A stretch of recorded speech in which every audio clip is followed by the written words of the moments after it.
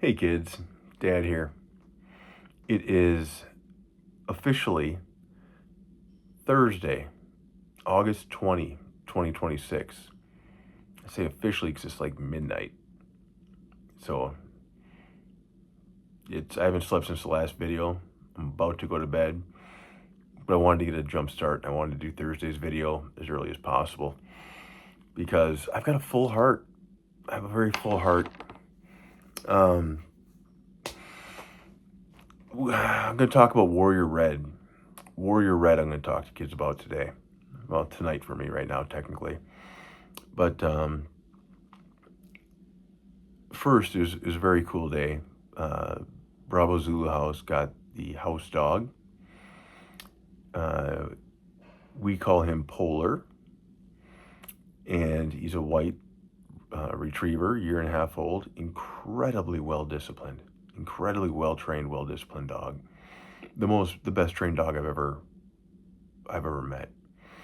Um, and yeah, he's in the house now. He's sleeping in a residence room.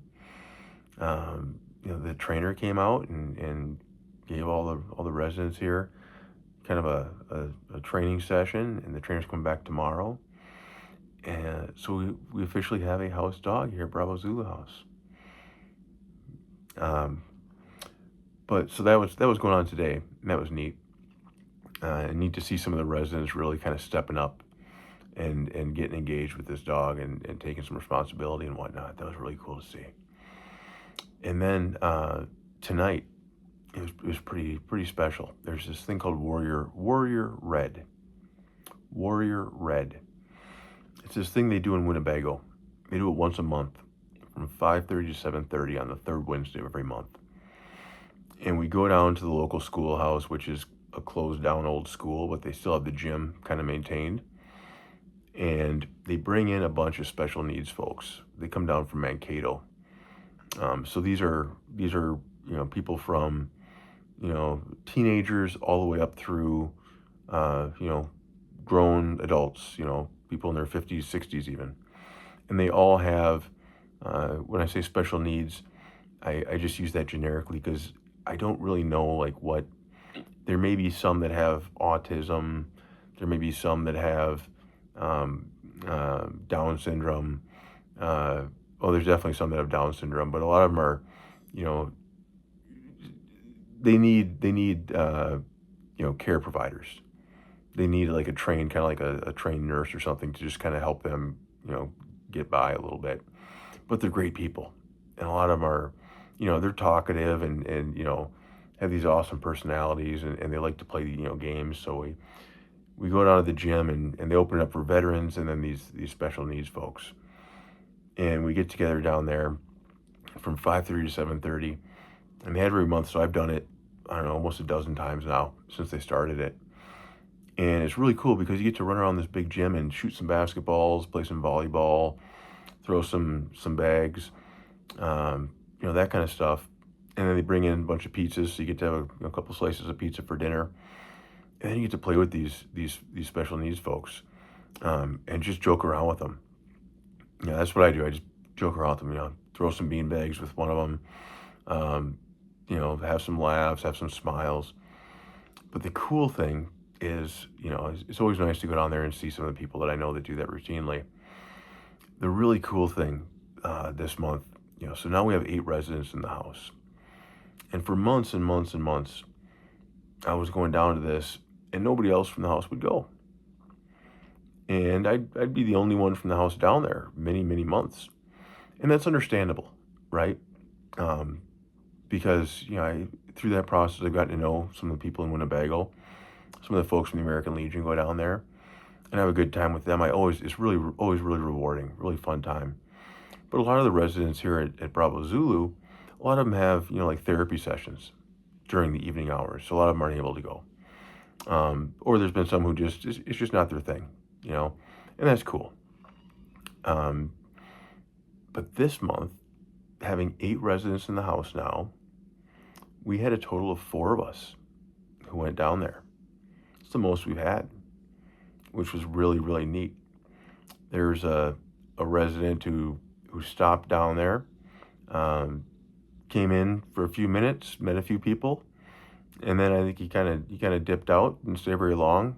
Um, maybe it just wasn't his vibe, wasn't his scene, but that's cool.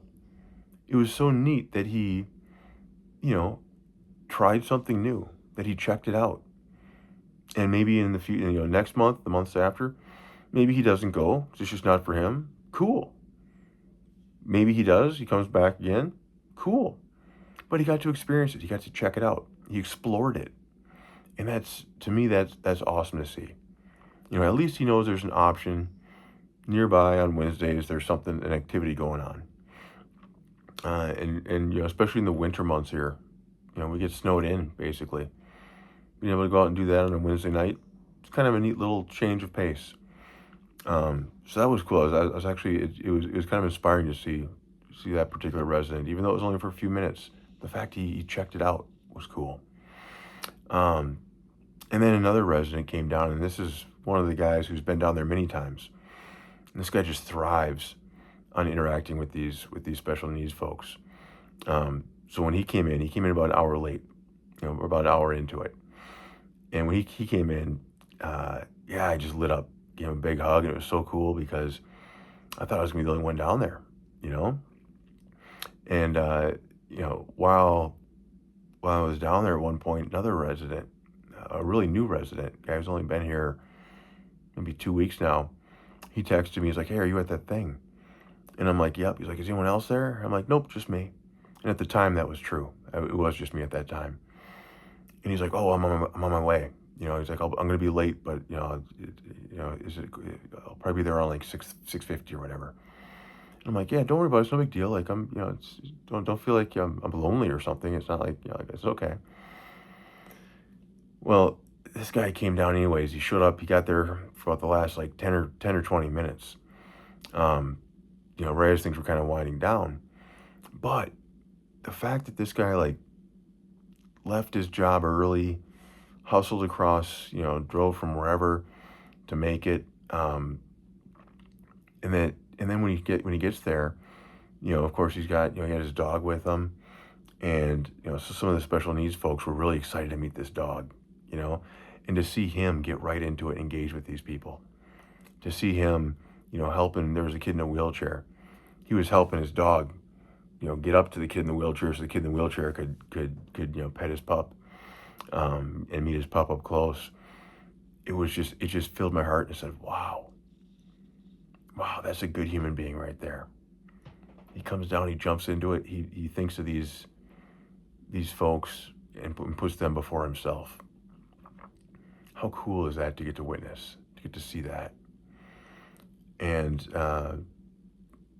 it was just at the very end, and I told him like, "Hey, I think they still have some pizza. Grab a bite," and he wouldn't. So, as much as over the past, maybe couple of weeks, I've had some moments of frustration, some moments where I felt like, "What the heck am I doing here? What's the point?" Right? And that happens, I think, to anybody when you see people relapse or you see people overdose, or you see people with, defiant behavior. It can be discouraging. But man, there's a God up there, kids.